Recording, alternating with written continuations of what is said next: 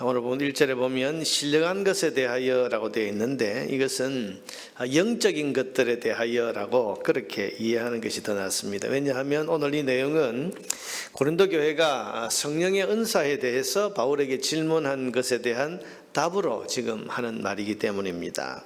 성령의 은사, 그래서 영적인 것들에 대하여는 너희가 알지 못하기를 원치 아니한다. 그래서 은사에 대한 설명을 지금 하고 있습니다. 여러분, 고린도 교회는 은사가 풍성한 교회였습니다. 그 가운데에서도 아마 방언의 은사가 제일 주목을 많이 받고 또 방언의 은사가 제일 논란을 많이 불러일으켰던 것 같습니다.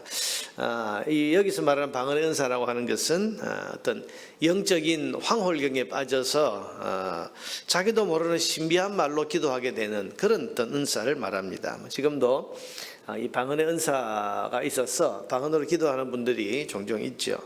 8절 이하에 나오는 여러 가지 은사 가운데에서 8절에 보면 9가지 은사가 나오는데요. 물론 여러분 성령의 은사가 이 9가지만 있는 건 아닙니다. 로마서 14장에도 보면 은사에 대한 설명이 쭉 나오는데 거기에는 여기 없는 그런 은사도 있습니다. 그래서 성령의 은사는 다양한데 오늘 이 12장에 나오는 9가지 은사를 가만히 보면 이 가운데 예를 들면 뭐 가르치는 은사나 지식의 은사, 지혜의 말씀의 은사 이런 것들은 여러분 외적으로 저 사람이 은사를 가졌다 하고 크게 드러나는 그런 은사는 아닙니다. 그러나 이 방언의 은사라고 하는 것은 금방 드러나죠. 다른 사람들이 보는 앞에서 기도하는 중에 어떤 황홀경에 빠져서 신비한 말로 처음 들어보는 말로 기도를 하는 것이기 때문에 사람들 눈에 이 은사를 가진 사람은 금방 눈에 띄고 또 신령한 모습으로 기도하는 이 모습을 보면서 야 나도 저런 신령한 은사를 받았으면 좋겠다. 저런 체험을 해봤으면 좋겠다 하는 그런 부러움을 불러일으키기도 하는 그런 은사입니다. 그러니 이 고린도 교회에서 방언하는 사람들은 주목을 받았고 또 사람들의 부러움을 샀었는데 문제는 그 방언을 하는 그 사람들이 방언을 하지 못하는 사람들을 낮추어 보고 또 마치 자기들은 신앙이 더 높은 경지에 있기 때문에 이런 은사를 가진 것처럼 그렇게 교만하게 행했다는 데 문제가 있습니다. 그래서 이 문제에 대해서 질문을 받은 바울이 이제 성령의 은사에 대해서 가르치는 것이 바로 오늘 본문의 내용입니다. 여러분 2절을 보세요. 너희도 알거니와 너희가 이방인으로 있을 때에 말 못하는 우상에게로 끄는 그대로 끌려갔느니라. 이 말을 지금 하는 것은 여러분 우상 숭배를 하는 사람들 중에도 방언의 은사와 비슷하게 어떤 깊은 황홀경에 빠져서 이상한 언어를 중얼거리는 이런 사람들도 있습니다. 여러분 우리가 교회 오면 이런 은사들, 병 고치는 은사, 혹은 또 어떤 능력을 행하는 은사, 여러 은사들을 이렇게 말하는데, 다른 종교, 여러분 무당 종교나 하고 또 다른 종교에서 보면 또 신비한 능력을 가진 그런 사람들이 있고, 어디 가면 또 병이 나았다 이렇게 말하는 그런 어떤 다른 종교에 있는 그런 은사들도 있습니다. 지금 그것과 비교해서 하는 말이죠. 너희가 이방인으로 있을 때는 우상이 끄는 그대로 끌려갔다. 이 말은 뭔가 하면 우상을 섬기는 사람들 중에도 이 방언의 은사와 비슷한 게 기도하는 중에 어떤 이상한 언어를 이렇게 말하는 이런 사람들이 있는데 이것은 어떻게 우상 숭배하는 사람도 저렇게 할 수 있냐? 이건 우상이 끄는 대로 끌려갔기 때문이다. 다시 말하면 그 배후에 영적인 배경, 귀신의 역사가 있다. 그런 말이죠. 그러면서 그것과 오늘 이 성령의 은사를 어떻게 구분하느냐 3절에 보니까 그러므로 내가 너희에게 알리노니 하나님의 영으로 말하는 자는 누구든지 예수를 저주할 자라 하지 아니하고 성령으로 지금 어떤 은사를 행하는 사람은 예수님을 저주할 자라고 말하지 않는다. 또 성령으로 아니하고는 누구든지 예수를 주시라 할 수 없느니라. 자, 그 방언이 우상의 방언인지 아니면 성령의 은사인지는 무엇을 가지고 분별할 수 있다는 겁니까? 예수님을 주님이라고 부르는 신앙 고백을 하는지 하지 않는지를 할 수 없는지를 보면 알 수 있다. 이렇게 먼저 말하고 설명을 시작합니다. 여러분 성령의 은사와 마귀의 역사는 예수님에 대한 신앙 고백이 기준입니다.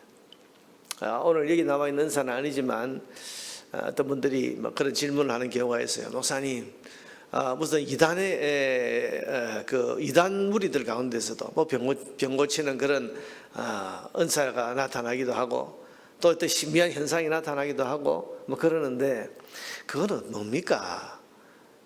오늘 성경이 말씀하고 있죠. 예수님을 주님이라고 부르는 이 성령으로 아니하고는 그렇게 할 수 없는데, 성령으로 아니하고는 예수님을 주님이라고 할 수 없는 이것이 기준이라는 겁니다.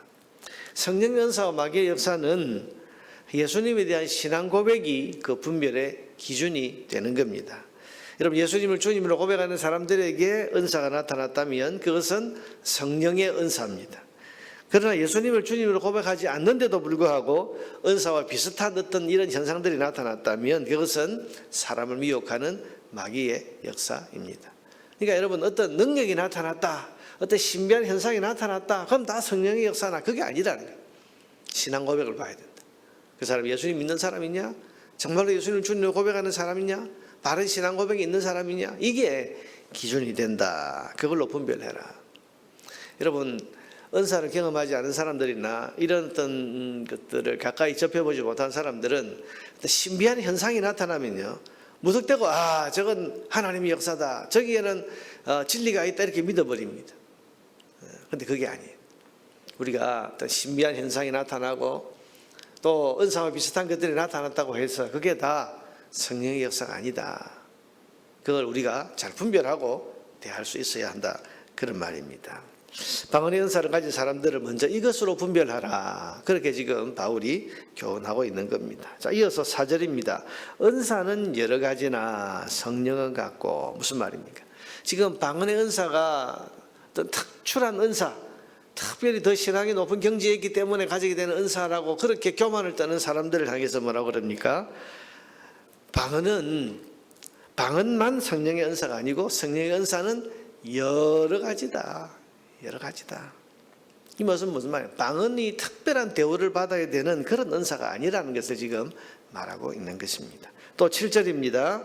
각 사람에게 성령을 나타내심은, 이런 은사가 주어지는 것은 목적이 뭡니까?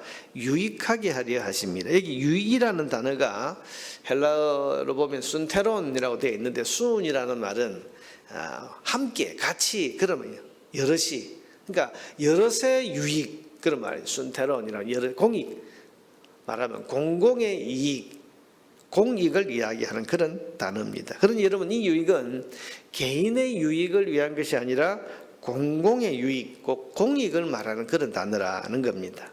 자, 은사를 주시는 목적이 뭐라고요? 공익, 여러 사람을 이롭게 하는. 이 여러 사람에서 누구를 말하겠습니까? 교회. 자, 어떤 교회에 은사 가진 사람이 있다.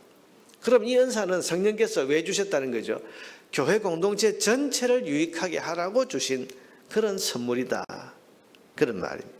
다시 말하면, 내가 뛰어나기 때문에 너희는 방언도 못하지, 나는 신앙이 좋아서 방언도 할 수 있어, 이렇게 하는 것은 착각이라는 거죠. 어떤 은사를 주셨다, 병 고치는 은사를 주셨다, 혹은 또 어떤 지식의 말씀, 지혜의 말씀, 예언하는 은사, 이런 은사를 주셨다고 하면 이건 나를 위해서가 아니라 교회 전체를 유익하게 하려고 주신 거다. 이 말은 무슨 말입니까? 그 은사를 가진 사람은 교회를 위한, 공동체를 위한 사명이 있다, 책임이 있다, 그런 말입니다. 그래서 은사를 가진 사람은 봉사를 해야 됩니다.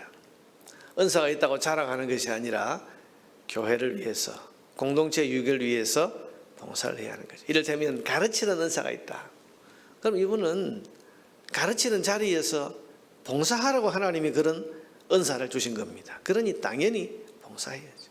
교사로서 가르치는 자리에 서서 다른 사람들을 가르치는 그 섬김을 하라고 주님 주신 겁니다. 자, 그리고 11절입니다. 11절에 보니까 이 모든 일은 같은 한 성령이 행하사 그의 뜻대로 각 사람에게 나누어 주시는 것이다. 은사는 다시 말하지만 성령께서 뜻대로 각 사람에게 나누어 주시는 것이다. 이 말은 뭐겠습니까?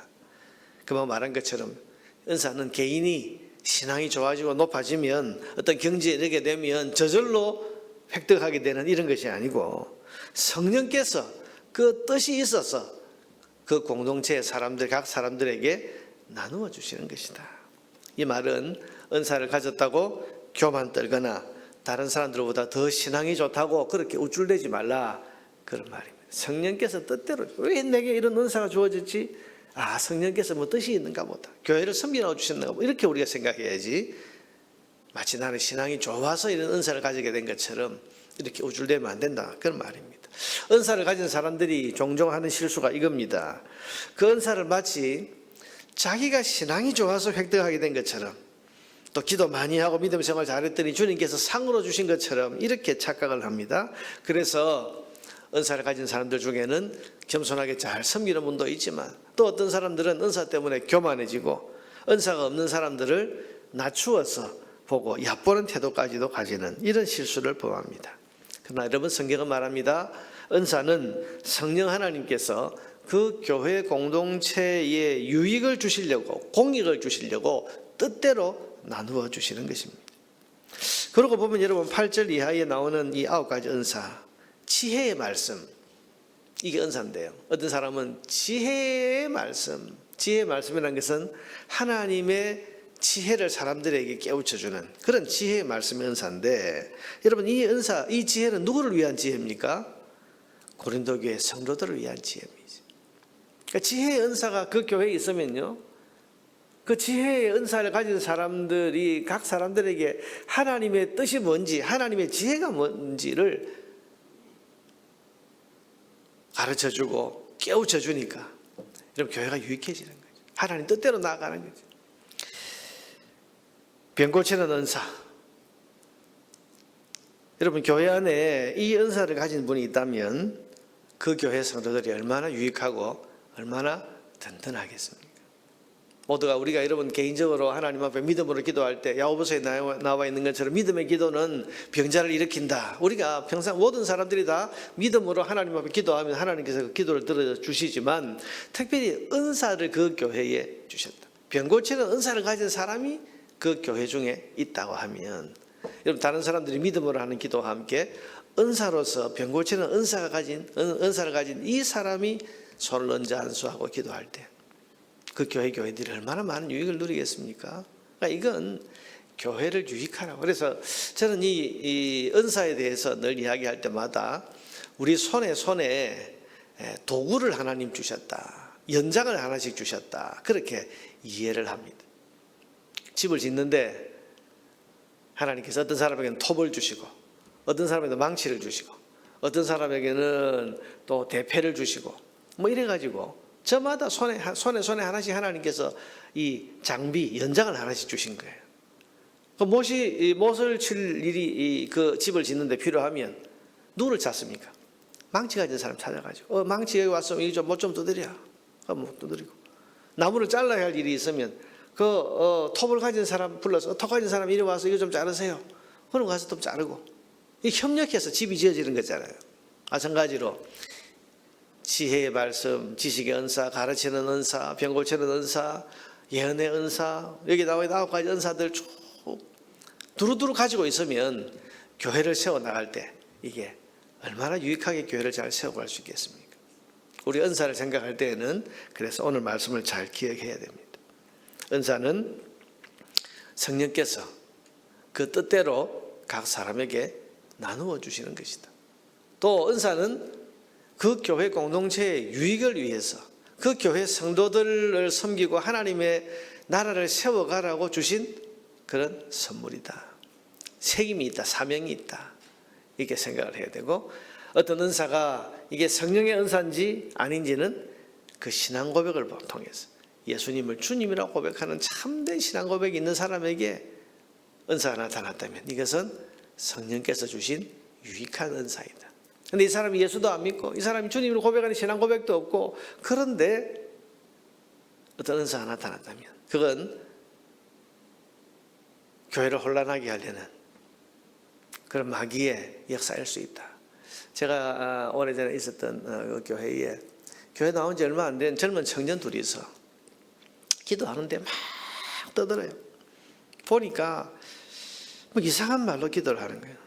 남자 청년 둘이서 예수도 제대로 안 믿고 교회 나온 지도 얼마 안 됐는데, 근데 자기들은 방언의 은사를 가졌다고 막 그래 사람들도 또 그런 사람이 어떻게 교회 나온 지 얼마 되지도 않은 저 사람들이 저런 은사를 가졌을까 그랬는데, 소위 방언한다고 하는 이 젊은 청년 둘이 있어요. 싸움이 붙었어요. 싸움이 붙었는데 둘이서 방언 가지고 싸우는데요.